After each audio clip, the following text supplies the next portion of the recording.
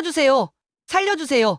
제발 살려주세요. 한 소년이 울부짖었다. 제발 나를 가만히 내버려둬. 이 학생은 일본 폭력 서클에서 벗어나려 했지만 겨우 3걸음 만에 쓰러지고 말았다. 심한 구타로 생사의 갈림길에 선 소년은 응급실로 실려갔지만 그의 생사는 불투명했다. 라멘집에서 일하던 쌍둥이 형에게 그 소식이 전해졌다. 동생이 생사불명이라고. 형은 바로 병원으로 달려갔다. 피투성이가 된 동생. 그의 눈에서 흐르는 눈물. 형은 곧장 상황을 파악한 후 결심한다. 다음 날 형은 동생이 다니던 학교에 입학하게 된다. 이렇게 쌍둥이 형의 복수의 여정이 시작된다. 차가운 눈빛, 무자비한 힘으로 무장한 형제의 복수극. 지금 시작합니다. 잠깐 1초 만에 좋아요와 구독 버튼을 눌러주세요. 여러분의 응원이 영상 제작에 큰 힘이 됩니다. 늦은 밤 11시 도쿄 시부야 뒷골목에 자리한 작은 라멘집에서 민수는 마지막 손님의 그릇을 치우고 있었습니다. 19살의 그에게는 너무 무거운 현실이었죠. 뜨거운 김이 얼굴을 때리고 기름때가 묻은 앞치마를 벗으며 하루의 마지막 정리를 했습니다. 불과 1년 전만 해도 안양에서 가장 유명한 일진이었던 민수였지만 부모님의 갑작스러운 교통사고는 그의 모든 것을 바꿔놓았습니다. 그날도 변함없이 지친 발걸음으로 외숙모 집을 향해 걸었어요. 도쿄의 밤거리는 여전히 화려했지만 민수에게는 그저 스쳐 지나가는 풍경일 뿐이었습니다. 네온사인들이 만들어내는 찬란한 빛들 사이로 자신만 혼자 어둠 속을 걷고 있는 것 같았거든요. 외숙모 집 현관문을 열고 들어서니 작은 다다미 방에서 민호가 책상에 엎드려 공부하고 있었습니다. 쌍둥이 동생이지만 민호는 언제나 어른스러웠어요. 민수가 들어오는 소리를 듣고 고개를 든 민호의 얼굴에는 피로가 역력했지만 여전히 따뜻한 미소를 지었습니다. 형, 오늘도 늦었네. 저녁은 먹었어? 민호가 책상에서 고개를 들며 걱정스럽게 물었습니다. 성적도 뛰어나고 성격도 온화한 민호를 보면 민수는 자신과는 정반대라는 생각이 들었어요. 같은 부모에게서 태어났는데 어떻게 이렇게 다를 수 있는지 신기할 정도였습니다. 응, 가게에서 먹었어. 너는 제대로 챙겨 먹었냐? 민수는 지친 몸을 의자에 맡기며 답했습니다. 외숙모 집 작은 다다미 방에서 둘이 함께 지내는 생활이 이제 1년째였어요. 외숙모는 친절하셨지만 자신들도 넉넉하지 않은 형편이라 눈치가 보였습니다. 매일 미안하다는 말씀을 하시는 외숙모를 보면서 민수는 더욱 빨리 독립해야겠다는 생각을 했어요. 부모님이 돌아가신 후 민수는 완전히 달라졌습니다. 예전처럼 거칠게 살 수는 없었거든요. 이제 민호를 책임져야 했으니까요. 고등학교도 그만두고 일을 시작했지만 일본어가 서툰 그에게 주어진 일은 라멘집 서빙이 전부였습니다. 하루 종일 뜨거운 김 속에서 일하고 손님들의 까다로운 주문을 받아내며 밤늦게 집에 돌아와 민호의 공부하는 모습을 보는 것이 그의 일상이었어요. 민수는 민호의 교과서들을 바라보며 깊은 생각에 잠겼습니다. 수학, 영어, 일본사, 물리, 자신이 포기해야 했던 모든 것들이 민호의 책상 위에 정리되어 있었어요. 동생만은 제대로 된 삶을 살게 해주고 싶었습니다. 자신이 포기한 모든 꿈을 민호가 대신 이뤄주길 바랐거든요. 그것이 부모님에 대한 마지막 도리라고 생각했습니다. 가끔 라멘집에서 일하다가 또래 일본 학생들을 보면 부러웠어요. 교복을 입고 친구들과 웃으며 들어오는 모습을 보면 자신도 저렇게 평범한 학생 생활을 할 수 있었을 텐데 하는 생각이 들었습니다. 하지만 후회는 사치였어요. 이제 현실을 받아들이고 앞으로 나아가야 했으니까요. 형도 공부 다시 시작해. 나 혼자서도 충분히 할 수 있어. 민호가 조심스럽게 말했지만 민수는 고개를 저었습니다. 누군가는 돈을 벌어야 했고 그 누군가는 형인 자신이어야 했어요. 민호의 학비와 생활비, 그리고 언젠가 한국으로 돌아갈 때를 위한 준비까지 생각하면 쉬운 일이 아니었습니다. 매달 외숙모께 드리는 생활비, 민호의 교재비, 둘의 용돈까지 계산하면 라멘집에서 버는 돈으로는 빠듯했어요. 새벽 2시가 되어서야 잠자리에 들었지만 민수는 쉽게 잠들 수 없었습니다. 천장을 바라보며 부모님 생각을 했어요. 부모님이 살아계셨다면 어땠을까 하는 생각이 자꾸 들었습니다. 그때는 몰랐지만 이제야 부모님의 소중함을 깨달았어요. 매일 잔소리하시고 공부하라고 다그치시던 모습들이 그리웠습니다. 하지만 후회해봤자 소용없었어요. 이제는 앞만 보고 나아가야 했으니까요. 옆에서 자고 있는 민호의 고른 숨소리를 들으며 민수는 다짐했습니다. 어떤 일이 있어도 민호만은 꼭 지켜내겠다고 말이에요. 민호는 매일 아침 6시에 일어나 학교 준비를 했습니다. 외숙모가 싸주신 도시락을 가방에 넣고 형이 사준 낡은 교복을 단정히 입었어요. 거울 앞에서 머리를 빗으며 스스로에게 말했습니다. 오늘도 힘내자. 성실하고 똑똑한 그는 선생님들 사이에서도 모범생으로 통했지만 학교 생활이 순탄하지만은 않았습니다. 교실에 들어서자마자 느껴지는 시선들이 불편했어요. 몇몇 일본 학생들이 민호를 힐끗힐끗 보며 수군거렸습니다. 민호는 모르는 척하며 자리에 앉았지만 가슴이 답답했어요. 일주일 전부터 다나카를 비롯한 몇 명의 학생들이 민호를 노골적으로 괴롭히기 시작했거든요. 점심시간이 되자 민호는 늘 그랬듯이 교실 구석 자리에서 혼자 도시락을 꺼냈습니다. 외숙모가 정성스럽게 만들어주신 계란말이와 김치볶음밥이 들어있었어요. 한국 음식 냄새가 날까봐 조심스럽게 뚜껑을 열었지만 이미 늦었습니다. 야, 조선인, 오늘도 혼자 이상한 냄새 나는 도시락 먹냐? 다나카가 친구들 3명과 함께 민호 책상 앞에 섰습니다. 사토, 야마다, 그리고 또 다른 학생이었어요. 그들은 민호를 둘러싸며 비웃는 표정을 지었습니다. 민호는 아무 말 없이 도시락을 먹으려 했지만 다나카가 젓가락을 채갔습니다. 우리가 말하는데 대답도 안 해? 예의가 없네. 죄송합니다. 민호가 작은 목소리로 사과했지만 그들은 더욱 기세를 올렸어요. 부모도 없는 놈이 여기서 뭘 하고 있는 거야? 한국으로 돌아가면 안 되냐? 우리나라에서 구걸하지 말고. 다나카의 말에 교실 안이 조용해졌습니다. 다른 학생들도 이 상황을 지켜보고 있었지만 아무도 나서지 않았어요. 민호는 주먹을 꽉 쥐었지만 참았습니다. 형에게 걱정을 끼치고 싶지 않았거든요. 너희 형도 라멘집에서 접시나 나르고 있다며. 가난한 조선인들이 일본에 와서 천한 일이나 하고 있으니까 너도 그 꼴이 될 거야. 사토가 낄낄거리며 말했을 때 민호는 처음으로 화가 났습니다. 자신을 욕하는 것은 참을 수 있어도 형을 모독하는 것은 견딜 수 없었어요. 하지만 화를 내봐야 상황만 더 나빠질 뿐이라는 걸 알고 있었습니다. 그만해 줄래요? 민호가 떨리는 목소리로 말했지만 오히려 그들의 비웃음만 샀어요. 뭐, 그만하라고? 내가 우리한테 명령하는 거야? 야마다가 민호의 도시락을 바닥에 떨어뜨렸습니다. 외숙모가 새벽에 일어나서 정성스럽게 만들어주신 음식들이 교실 바닥에 흩어졌어요. 민호의 눈에 눈물이 맺혔지만 꾹 참았습니다. 방과 후에도 괴롭힘은 계속됐습니다. 복도에서 일부러 어깨를 들이받거나 화장실에서 몰래 따라와 협박하는 일이 반복됐어요. 민호는 이 모든 것을 혼자 견뎌냈습니다. 집에 돌아가서도 형에게는 절대 말하지 않았어요. 오늘 학교는 어땠어?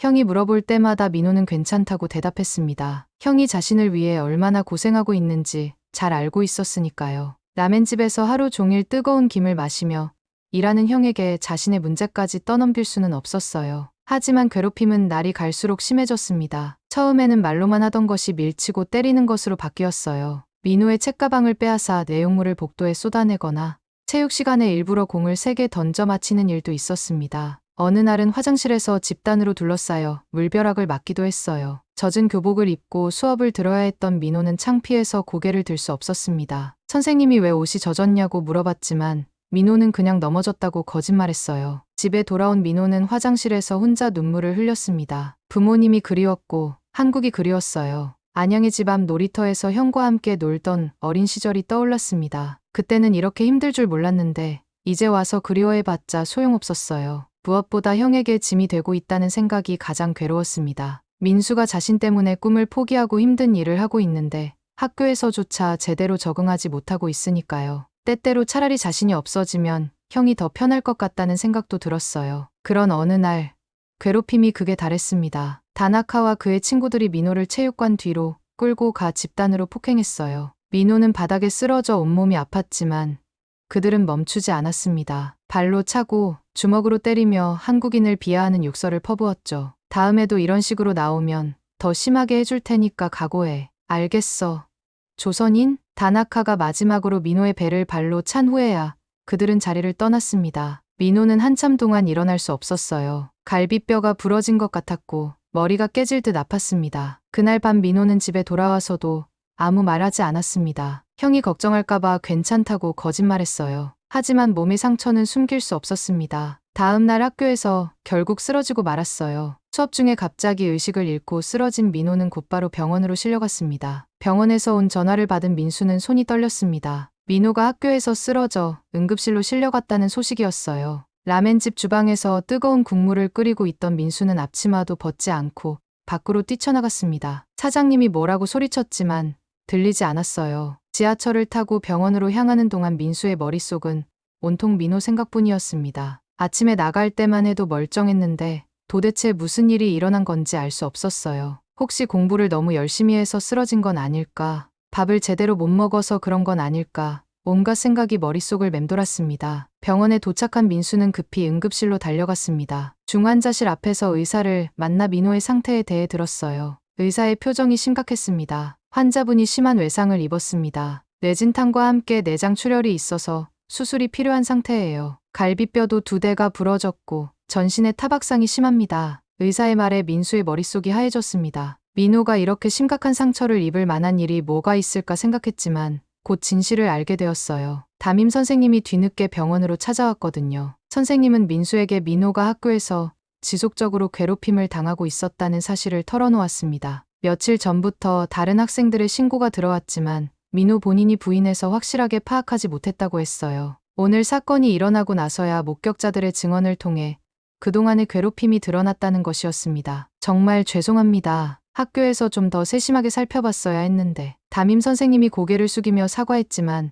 민수는 분노가 치밀어 올랐습니다. 동생이 이렇게 고생하고 있는 동안 자신은 아무것도 몰랐다는 사실이 견딜 수 없었어요. 민호가 집에서 힘든 기색을 보이지 않았던 이유도 이제 알 것 같았습니다. 형을 걱정시키지 않으려고 혼자 모든 걸 참고 있었던 거였어요. 중환자실 유리창 너머로 의식을 잃고 누워있는 민호를 보며 민수는 주먹을 꽉 쥐었습니다. 각종 의료 장비들에 둘러싸여 있는 동생의 모습이 너무 안쓰러웠어요. 부모님을 잃고 의지할 곳 없는 동생을 이렇게 괴롭힌 놈들을 절대 용서할 수 없었습니다. 민수는 그날 밤을 병원에서 보냈습니다. 의자에 앉아 민호를 지켜보며 밤을 새웠어요. 가끔 간호사가 와서 집에 가서 쉬라고 했지만 발길이 떨어지지 않았습니다. 동생 곁을 떠날 수 없었거든요. 새벽 4시쯤 민수는 복도에서 담임 선생님과 다시 만났습니다. 선생님은 민호를 괴롭힌 학생들의 이름을 알려주었어요. 다나카, 사토, 야마다, 그리고 몇 명 더. 민수는 그 이름들을 머릿속에 깊이 새겨두었습니다. 사흘 만에 민호가 깨어났습니다. 눈을 뜬 민호는 주변을 둘러보다가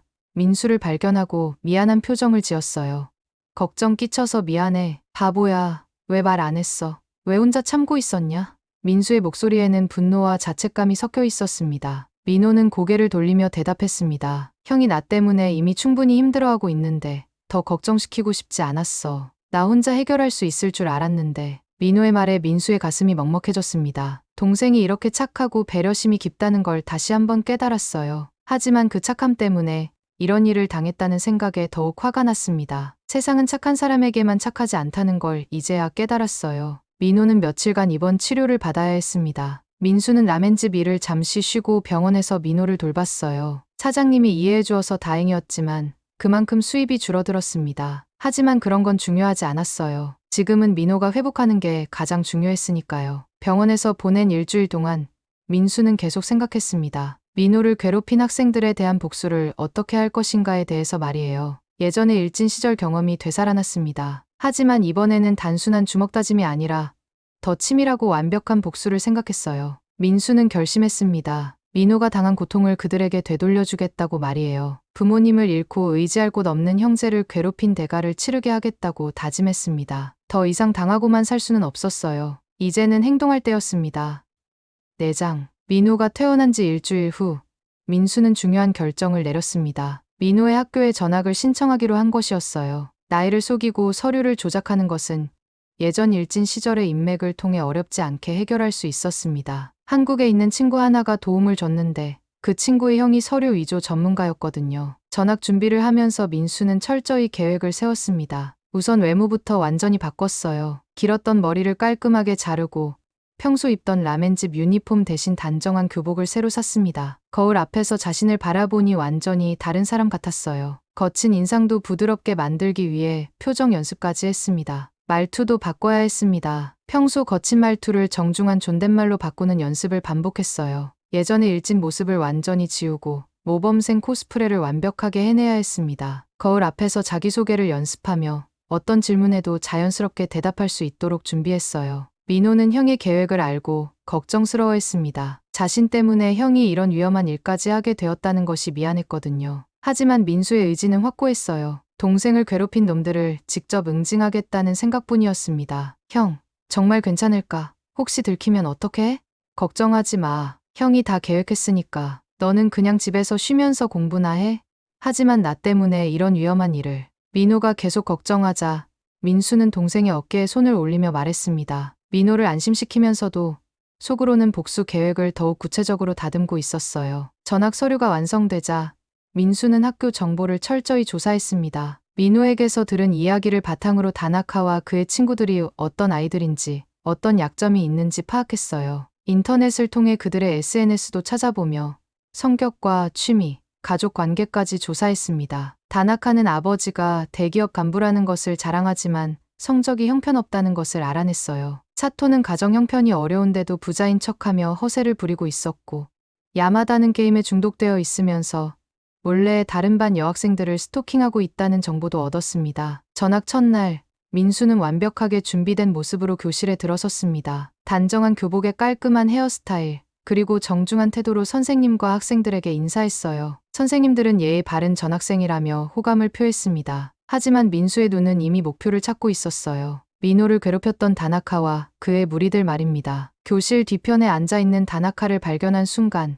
민수는 속으로 분노가 치밀어 올랐습니다. 하지만 겉으로는 아무렇지 않은 표정을 유지했어요. 이제부터는 완벽한 연기가 시작되는 것이었습니다. 자기소개 시간에 민수는 완벽한 일본어 발음으로 정중하게 인사했습니다. 한국에서 온 전학생이지만 일본 문화를 존중하며 열심히 공부하겠다고 말했어요. 반 아이들은 민수의 정중한 태도에 좋은 인상을 받았습니다. 점심시간이 되자 민수는 의도적으로 다나카가 있는 뒷자리에 앉았습니다. 다나카는 새로 온 한국 학생을 흥미롭게 바라보며 접근했어요. 민수는 속으로 냉소했지만 겉으로는 친근한 미소를 지었습니다. 며칠간 민수는 완벽한 모범생 연기를 했습니다. 수업 시간에는 적극적으로 발표하고 선생님들의 질문에 성실히 답했어요. 급식 시간에는 혼자 있는 학생들과 어울리며 친화력을 과시했습니다. 청소 시간에는 누구보다 열심히 청소하며 성실함을 보여줬어요. 이런 모습들이 쌓이면서 민수는 점차 반 아이들 사이에서도 인기를 얻기 시작했습니다. 공부도 잘하고 성격도 좋은 전학생이라는 평가를 받았어요. 선생님들도 민수를 모범적인 학생이라고 생각하게 되었습니다. 다나카와 그의 친구들도 민수에게 관심을 보이기 시작했습니다. 똑똑하고 인기 있는 한국 학생과 친해지면 자신들에게도 도움이 될 거라고 생각했거든요. 민수는 이들의 심리를 정확히 파악하고 있었습니다. 이들이 스스로 접근해오길 기다리고 있었던 거예요. 일주일이 지나자 드디어 기회가 왔습니다. 다나카가 직접 민수에게 다가와서 친해지자고 제안한 것이었어요. 민수는 속으로 드디어 걸렸다고 생각하면서도 겉으로는 기쁜 표정을 지었습니다. 이제 본격적인 복수 계획이 시작될 시간이었습니다. 민수는 완벽하게 그들의 신뢰를 얻어낸 후 하나씩 무너뜨릴 계획이었어요. 민수는 2주일 동안 다나카와 그의 무리들과 어울리며 그들의 약점을 더욱 세밀하게 파악했습니다. 겉으로는 친근한 친구로 보였지만 실제로는 냉철한 관찰자였어요. 점심시간마다 함께 식사하며 그들의 대화를 들었고 방과 후에는 함께 시간을 보내며 각자의 비밀들을 하나씩 알아냈습니다. 다나카는 아버지가 대기업 간부라는 사실을 자랑했지만 실제로는 성적이 형편없어서 늘 불안해했어요. 특히 수학 성적이 최악이어서 아버지에게 매번 꾸중을 듣고 있었습니다. 아버지는 다나카에게 성적이 오르지 않으면 용돈을 끊겠다고 위협하고 있었거든요. 사토는 가정 형편이 어려운데도 부자인 척하며 허세를 부렸습니다. 명품 가방과 비싼 운동화를 들고 다니며 자랑했지만 민수가 관찰해보니 모두 짝퉁이었어요. 더욱 심각한 것은 사토가 다른 학생들로부터 돈을 빌려서 이런 물건들을 사고 있다는 사실이었습니다. 야마다는 겉으로는 조용해 보였지만 실제로는 게임 중독에 빠져 있었어요. 매일 밤 새벽까지 온라인 게임을 하느라 수업 시간에 졸기 일쑤였습니다. 더 충격적인 것은 야마다가 몰래 다른 반 여학생들을 스토킹하고 있다는 사실이었어요. 휴대폰에는 몰래 찍은 사진들이 가득했습니다. 한 달이 지나자 민수는 그들과 완전히 친해진 것처럼 보였습니다. 그들은 민수를 완전히 신뢰하게 되었고 더 은밀한 이야기들까지 털어놓기 시작했어요. 그러던 어느 날 다나카가 민수를 화장실로 데려갔습니다. 야, 민수, 너도 이제 우리 그룹이니까 재미있는 걸 보여줄게.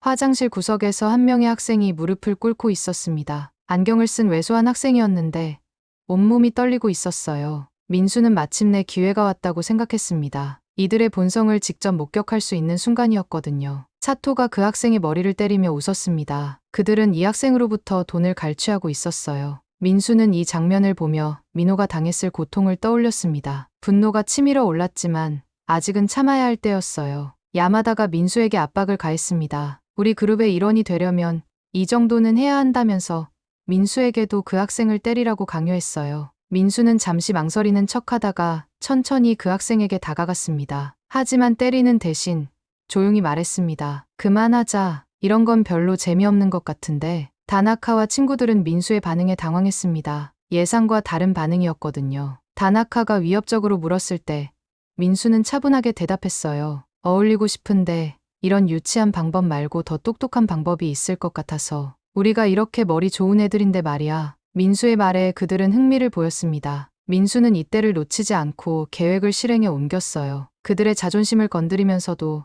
더 교묘한 방법을 제시한 것이었습니다. 다나카, 너 수학 성적 때문에 고민이 많다며. 내가 도와줄 수 있어. 그런 대신 이런 원시적인 방법보다는 좀 더 세련된 방법을 써보자. 민수는 다나카의 약점을 정확히 짚어냈습니다. 다나카는 아버지에게 성적 때문에 꾸중을 듣고 있었거든요. 민수의 제안에 솔깃해하기 시작했어요. 성적만 올릴 수 있다면 아버지의 잔소리에서 벗어날 수 있을 테니까요. 그날부터 민수는 본격적인 심리전을 시작했습니다. 겉으로는 그들을 도와주는 척하면서 실제로는 그들 사이의 균열을 만들어 나갔어요. 다나카에게는 사토가 뒤에서 그의 가정 형편을 비웃고 있다고 귀띔했고, 사토에게는 야마다가 그의 짝템 물건들을 다른 애들에게 폭로했다고 했습니다. 야마다에게는 다나카와 사토가 그의 게임 중독을 선생님에게 고발할 계획이라고 속삭였어요. 이렇게 하나씩 그들 사이에 의심의 씨앗을 심어나갔습니다. 점차 그들 사이에 미묘한 긴장감이 생기기 시작했어요. 서로를 의심하고 경계하면서도 민수 앞에서는 여전히 친한 척했습니다. 하지만 민수는 그들의 관계가 서서히 균열이 가고 있다는 것을 알 수 있었어요. 민수는 이 모든 과정을 지켜보며 만족했습니다. 진짜 복수는 이제부터 시작이었거든요. 그들이 서로를 의심하게 만든 후 하나씩 무너뜨릴 계획이었습니다. 2달이 지나자 다나카 무리들 사이의 갈등은 표면으로 드러나기 시작했습니다. 민수가 심어놓은 의심의 씨앗들이 싹을 틔우며 서로를 불신하게 만들었어요. 그들은 여전히 함께 어울렸지만 예전처럼 친밀하지는 않았습니다. 서로의 말과 행동을 의심하며 눈치를 보는 분위기가 되었거든요. 민수는 이 상황을 지켜보며 다음 단계를 준비했습니다. 이제 본격적인 응징의 시간이 왔다고 판단했어요. 첫 번째 목표는 야마다였습니다. 가장 약한 고리부터 끊어내는 것이 효과적이라고 생각했거든요. 민수는 야마다가 스토킹하고 있던 증거들을 체계적으로 수집했습니다. 야마다의 휴대폰에 저장된 몰래 찍은 사진들, 그가 적어놓은 스토킹 일지, 피해 여학생들의 집 주소와 시간표까지 모든 것을 복사해뒀어요. 야마다는 민수를 완전히 신뢰하고 있어서 휴대폰을 맡기는 것도 서슴지 않았습니다. 어느 월요일 아침, 학교 게시판에 익명의 글이 올라왔습니다. 야마다의 스토킹 행위를 고발하는 상세한 내용이었어요. 몰래 찍은 사진들과 함께 그의 비정상적인 행동 패턴이 적나라하게 공개되었습니다. 학교 전체가 발칵 뒤집혔어요. 피해 여학생들은 그제서야 자신들이 스토킹당하고 있었다는 사실을 알게 되었습니다. 부모들이 학교로 몰려왔고 경찰 신고까지 이어졌어요. 야마다는 패닉 상태에 빠져 소리쳤지만 이미 늦었습니다. 교무실에서 야마다가 울며불며 변명하는 모습을 본 민수는 냉정했습니다. 민호가 당했던 고통에 비하면 이 정도는 아무것도 아니라고 생각했거든요. 야마다는 결국 정학 처분을 받았고 학교에서 완전히 매장당했습니다. 다음 목표는 사토였습니다. 민수는 사토가 다른 학생들로부터 돈을 빌려 명품을 사고 있다는 사실을 증명할 증거들을 모았어요. 사토가 주고받은 문자 메시지들, 은행 계좌 내역,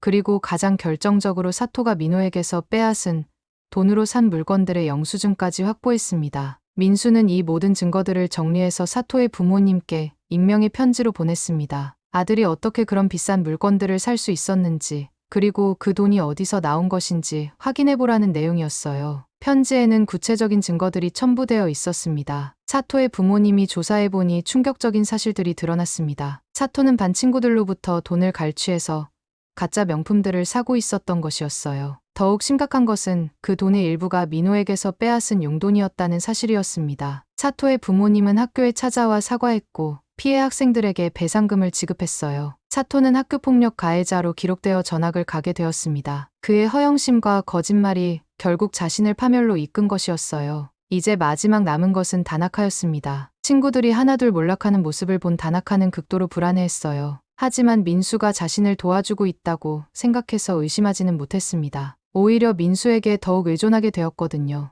민수는 다나카에게 수학을 가르쳐 주면서 그의 신뢰를 더욱 깊게 만들었습니다. 다나카의 성적이 조금씩 오르자 그는 민수를 완전히 믿게 되었어요. 하지만 민수는 이미 다나카의 최후를 준비하고 있었습니다. 다나카의 아버지가 회사에서 부정을 저질렀다는 정보를 입수한 민수는 관련 증거들을 수집했어요. 회계 장부 조작, 매물수수, 탈세 등 다양한 범죄 행위들이 드러났습니다. 민수는 이 정보들을 언론에 제보할 준비를 했어요. 하지만 그때 예상하지 못한 일이 일어났습니다. 다나카가 갑자기 민수를 의심하기 시작한 것이었어요. 친구들의 몰락 시기와 민수의 등장 시기가 너무 일치한다는 걸 눈치챈 것이었습니다. 다나카는 단순해 보였지만 생존 본능만큼은 뛰어났거든요. 어느 날 방과 후 다나카가 민수를 체육관 뒤편으로 불러냈습니다. 사람들이 잘 오지 않는 곳이었어요. 다나카의 표정이 평소와 달리 심각했습니다. 야, 박민수, 너 혹시 우리를 노리고 있었던 거야? 다나카가 의심스러운 눈으로 민수를 바라봤을 때 민수는 더 이상 숨길 필요가 없다고 판단했습니다. 이제 정체를 드러낼 때가 온 것이었어요. 민수의 입가에 차가운 미소가 번졌습니다. 정말 늦게 눈치채는구나. 민수의 목소리가 완전히 바뀌었습니다. 평소의 정중한 말투가 아니라 차갑고 날카로운 목소리였어요. 다나카는 그제서야 자신이 큰 실수를 했다는 것을 깨달았습니다. 그래, 나야. 드디어 눈치챘구나. 민수가 차가운 목소리로 말했을 때 다나카의 얼굴이 창백해졌습니다. 체육관 뒤편에서 둘만 마주한 상황이었어요. 주변에는 아무도 없었고 석양이 지면서 그림자가 길게 드리워져 있었습니다. 민수는 더 이상 모범생 연기를 할 필요가 없었어요. 다나카는 본능적으로 뒷걸음질을 쳤습니다. 민수의 눈빛이 완전히 달라졌거든요. 평소에 온화하고 친근한 모습은 온데간데 없고 차갑고 위험한 기운이 흘러나왔습니다. 이제야 민수의 진짜 모습을 보게 된 것이었어요. 민수는 천천히 다나카에게 다가가며 말했습니다. 목소리는 낮았지만 그 안에 담긴 분노는 뜨거웠어요. 지난 몇 달 동안 억눌러왔던 감정들이 터져나오기 시작했습니다. 너희가 내 동생에게 한 일들을 하나하나 기억해. 복도에서 밀치고 화장실에서 때리고 도시락을 바닥에 버리고 부모 없는 자식이라고 욕하고. 민수의 말이 이어질 때마다 다나카는 더욱 위축되었습니다. 그는 벽에 등을 붙이고 말았어요. 민수의 눈에서 예전 일진 시절의 날카로움이 되살아나고 있었습니다. 다나카는 변명하려 했습니다. 목소리가 떨리면서 말이 제대로 나오지 않았어요. 평소 다른 학생들을 괴롭힐 때의 기세는 온데간데 없었습니다. 잠깐, 그건 우리가 그냥 장난으로 한 거였어. 정말 심각하게 생각한 건 아니야. 장난? 민수가 한 걸음 더 다가서자 다나카는 완전히 벽에 붙어서 더 이상 물러날 곳이 없었습니다. 민수의 주먹이 다나카 옆벽을 강하게 때렸어요. 콘크리트 벽에 금이 갔지만 민수는 아픈 기색조차 보이지 않았습니다. 민호가 중환자실에 입원했던 게 너희한테는 장난이었다고? 부모도 없는 애를 집단으로 괴롭혀서 의식을 잃게 만든 게 장난이었냐고. 민수의 목소리가 점점 커졌습니다. 그동안 참아왔던 분노가 폭발하고 있었어요. 다나카는 그제서야 민수가 얼마나 위험한 상대인지 깨달았습니다. 지금까지 알고 있던 온순한 전학생이 아니라 완전히 다른 사람이었거든요. 다나카는 바닥에 주저앉으며 울기 시작했습니다. 평소 약한 학생들을 괴롭힐 때의 모습과는 정반대였어요. 이제야 피해자의 입장이 어떤 것인지 깨닫게 된 것이었습니다. 미안해. 정말 미안해. 우리가 잘못했어. 제발 용서해줘. 하지만 민수는 무표정했습니다. 이미 야마다와 사토를 차례로 무너뜨렸듯이 다나카의 차례도 준비되어 있었거든요. 민수는 휴대폰을 꺼내 다나카에게 보여줬습니다. 너희 아버지 회사 일 알고 있지? 부정 입찰의 횡령, 탈세까지. 증거들이 다 여기 있어. 휴대폰 화면에는 다나카 아버지의 범죄 증거들이 명확히 담겨 있었습니다. 회계 장부, 매물수수 장면, 탈세 관련 서류까지 모든 것이 정리되어 있었어요. 다나카의 얼굴이 더욱 하얘졌습니다. 이걸 언론에 보내면 너희 아버지는 감옥에 가게 돼. 너도 아버지가 범죄자인 아들로 평생 살아가야 하고 그동안 자랑하던 부와 권력도 모두 사라지겠지. 다나카는 완전히 절망했습니다. 아버지의 범죄가 드러나면 가족 전체가 몰락할 것이 뻔했어요. 그는 민수에게 매달리며 빌었습니다. 제발, 제발 그러지 마. 내가 뭐든지 할게. 정말 잘못했어. 민수는 그런 다나카를 내려다보며 냉정하게 말했어요. 이제 조건을 제시할 때였습니다. 조건이 있어. 학교 전체 앞에서 민호에게 사과해. 그리고 너희가 한 모든 일들을 낱낱이 자백하라고. 그러면 너희 아버지 일은 조용히 넘어가 줄게. 다나카는 고개를 끄덕일 수밖에 없었습니다. 다른 선택의 여지가 없었거든요. 민수는 마지막으로 경고했어요. 만약 약속을 어기거나 도망치려고 하면 그때는 정말 가만두지 않을 거야. 내가 누구인지 이제 알았잖아. 일주일 후 전교생이 모인 조회 시간에 다나카는 단상에 올라갔습니다. 온몸이 떨리고 있었지만 선택의 여지가 없었어요. 떨리는 목소리로 민호에게 한 일들을 모두 고백하기 시작했습니다. 저는 박민호 학생에게 용서받을 수 없는 일들을 저질렀습니다. 부모님을 잃고 힘든 상황에 있는 학생을 집단으로 괴롭히고 폭행하고 인격적으로 모독했습니다. 다나카의 자백이 이어지자 강당이 조용해졌습니다. 학생들은 충격에 빠졌어요. 다나카는 계속해서 자신들이 저지른 모든 일들을 구체적으로 털어놓았습니다. 정말 죄송합니다. 박민호 학생과 가족분들께 진심으로 사과드립니다. 다나카의 자백으로 학교폭력의 전모가 완전히 드러났습니다. 남은 가해 학생들도 모두 처벌을 받았고 학교는 재발 방지 대책을 세우게 되었어요. 민수는 복수를 완성했지만 마음이 완전히 후련하지는 않았습니다. 복수는 끝났지만 민호가 받은 상처까지 완전히 지워지는 것은 아니었으니까요. 민수의 복수가 완료된 후 며칠이 지나자 이 사건은 예상보다 훨씬 큰 파장을 일으켰습니다. 학교 내에서만 끝날 줄 알았던 일이 일본 현지 언론들의 관심을 끌기 시작했어요. 한국인 형제가 겪은 학교폭력과 그에 대한 지혜로운 복수라는 스토리가 일본 사회에 큰 반향을 불러일으켰거든요. 처음에는 지역 신문에서 작은 기사로 다뤘지만 점차 전국적인 관심사로 번졌습니다. 특히 민수가 폭력을 사용하지 않고 지능적인 방법으로 정의를 실현했다는 점이 많은 사람들의 공감을 얻었어요. SNS에서 이 이야기가 빠르게 퍼져나갔습니다. NH 비롯한 주요 방송사들이 민수와 민호의 이야기를 심층 보도하기 시작했습니다. 부모를 잃고 홀로 동생을 키우는 형의 정의로운 복수라는 제목으로 특집 다큐멘터리까지 제작되었어요. 인터뷰 요청이 쏟아졌지만 민수는 대부분 거절했습니다. 너무 많은 관심이 부담스러웠거든요. 방송이 나간 후 일본 사회 곳곳에서 다양한 반응이 나왔습니다. 일부에서는 외국인 학생에 대한 차별과 괴롭힘을 반성하는 목소리가 높아졌어요. 학교폭력 문제에 대한 사회적 관심도 크게 증가했습니다. 하지만 일부에서는 복수 방법이 너무 잔인했다는 비판도 있었어요. 그런 와중에 예상치 못한 일이 일어났습니다. 도쿄의 유명한 사업가 타나하 씨가 직접 민수를 찾아온 것이었어요. 60대 중반의 신사였는데 정중한 태도로 외숙모 집을 방문했습니다. 외숙모는 갑작스러운 방문에 당황했지만 타나하 씨의 진중한 태도의 이야기를 들어보기로 했어요. 타나하 씨는 자신이 일본 전역에 체인점을 운영하는 레스토랑 사업가라고 소개했습니다. 그는 민수의 이야기를 뉴스에서 보고 깊은 감명을 받았다고 말했어요. 민수군의 이야기를 보고 정말 많은 것을 느꼈습니다. 이런 정의로운 청년을 꼭 도와야겠다고 생각했어요. 타나하 씨는 민수에게 자신의 레스토랑 체인에서 일할 것을 제안했습니다. 단순한 서빙이 아니라 매장 운영과 경영을 배울 수 있는 관리직 자리였어요. 민호에게는 대학 졸업까지 모든 학비와 생활비를 지원하겠다고 했습니다. 저희가 이런 큰 도움을 받을 자격이 있을까요? 너무 과분한 것 같은데. 민수가 조심스럽게 물었을 때 타나하 씨는 따뜻한 미소를 지으며 답했습니다. 자격이 있고 없고의 문제가 아닙니다. 당신이 보여준 형제애와 정의감, 그리고 지혜로운 문제 해결 방식이 우리 사회에 꼭 필요한 것이라고 생각해요. 이런 분을 도와드리는 것이 제 기쁨입니다. 민호도 형의 결정을 적극 지지했습니다. 그동안 형이 자신을 위해 얼마나 많은 희생을 해왔는지 잘 알고 있었기에 이제는 함께 새로운 시작을 할 수 있다는 것이 기뻤어요. 더 이상 형에게만 의존하지 않고 자신도 열심히 공부해서 나중에 형을 도울 수 있을 것 같았습니다. 민수는 깊이 고민한 끝에 타나하 씨의 제안을 받아들였습니다. 라멘집에서의 힘든 서빙 일을 그만두고 본격적인 경영 공부를 시작하게 되었어요. 타나하 씨는 민수에게 일본 요리뿐만 아니라 한국 음식도 메뉴에 추가해보자고 제안했습니다. 한일 양국의 음식 문화를 접목한 새로운 컨셉트는 어떨까요?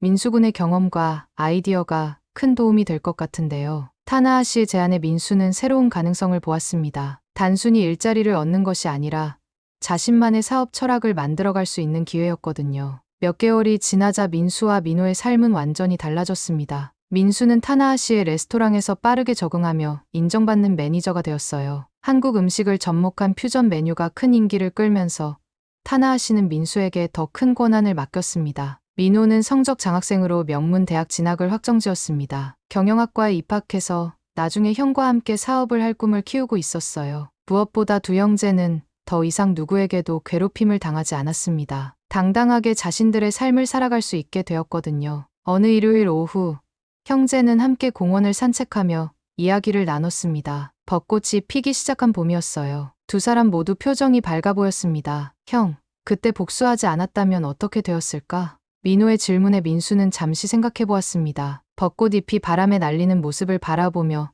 천천히 답했어요. 모르겠어. 하지만 지금은 후회하지 않아. 우리가 당당하게 살 수 있게 되었으니까. 그리고 내가 다시 웃을 수 있게 되어서 정말 다행이야. 두 형제는 공원 벤치에 앉아 부모님의 사진을 꺼내봤습니다. 휴대폰에 저장된 가족 사진이었어요. 예전에는 보기만 해도 눈물이 났지만 이제는 감사한 마음이 더 컸습니다. 아버지, 어머니, 저희 이제 정말 잘 살고 있어요. 걱정하지 마세요. 민수가 사진을 향해 말했을 때 민호도 고개를 끄덕였습니다. 비록 부모님은 곁에 계시지 않지만 그들이 남긴 사랑과 가르침으로 이겨낼 수 있었거든요. 그날 저녁 타나아 씨가 민수를 불러 새로운 제안을 했습니다. 한국에도 체인점을 내고 싶다는 것이었어요. 민수가 한국 지점의 총괄 매니저를 맡아달라는 제안이었습니다. 언젠가는 고국으로 돌아가고 싶을 텐데 그때를 위한 준비라고 생각해 주세요. 민수는 감격했습니다. 복수로 시작된 일들이 이렇게 큰 기회로 이어질 줄은 꿈에도 몰랐거든요. 이제 민수와 민호는 일본에서 새로운 꿈을 키워나가고 있었습니다. 복수는 끝났지만 진짜 인생은 이제 시작이었어요. 두 형제는 서로를 믿고 의지하며 더 큰 미래를 향해 나아가고 있었습니다. 형제의 복수, 그 끝은 어디일까요? 이야기는 아직 끝나지 않았습니다. 복수는 단지 시작에 불과했습니다. 민수와 민호, 두 형제의 복수극이 어떤 결말을 맞이할지, 그들의 정의와 용기가 세상을 어떻게 바꿔나갈지 계속해서 지켜봐 주세요. 여러분의 응원이 큰 힘이 됩니다. 그럼 다음 이야기에서 만나요. 구독과 좋아요 잊지 마세요.